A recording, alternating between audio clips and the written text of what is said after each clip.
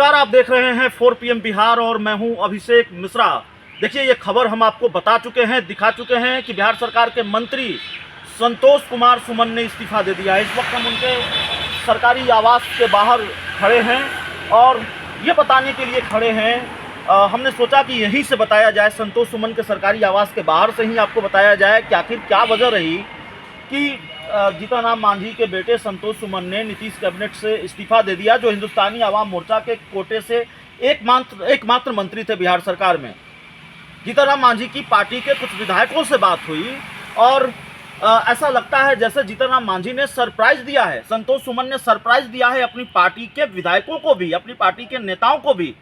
कहीं से अगर उनके विधायकों की बात माने, उनके विधायकों की बातों पर भरोसा करें, तो कहीं से उनके विधायकों को ये अंदेशा नहीं था, इस बात के आसार नहीं थे उनके लिए कि संतोष सुमन मंत्री पद से इस्तीफा देने जा रहे हैं। तो जाहिर तौर पर ये बड़ा सवाल है और बड़ी खबर है, बड़ा घटनाक्रम है बिहार की राजनीति से जुड़ा हुआ। जीतन राम मांझी ने नीतीश सरकार से अपनी हिस्सेदारी वापस ले ली है, सरकार से समर्थन वापस नहीं लिया है।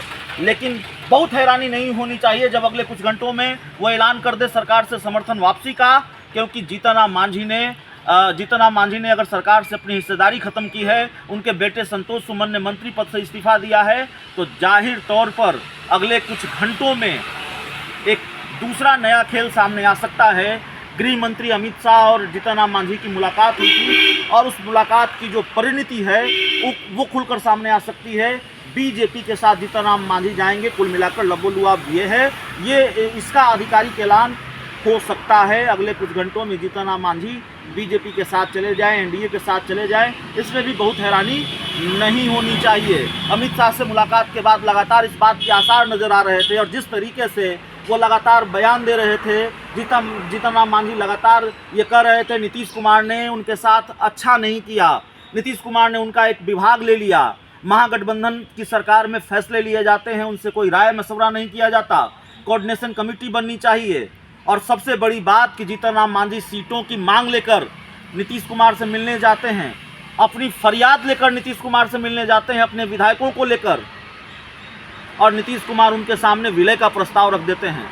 नाराजगी इस बात को लेकर ज़्यादा थी, खुलकर उन्होंने कहा था कि नीतीश कुमार मेरी पार्टी को ख़त्म करना चाहते हैं और आज इस्तीफा हो गया है।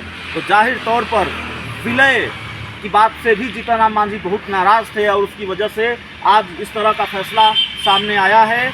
अब आपके जेहन में सवाल होगा, सबके जेहन में सवाल होगा कि जीतन राम मांझी का अगला कदम क्या होगा, उनका अगला फैसला क्या होगा। अब तक ये बात कही जा रही थी, जब 5 सीटों का बयान सामने आ रहा था, गृह मंत्री अमित शाह से मुलाकात कर रहे थे, तो कहा जा रहा था प्रेशर पॉलिटिक्स कर रहे हैं, सीटों के लिए प्रेशर बना रहे हैं।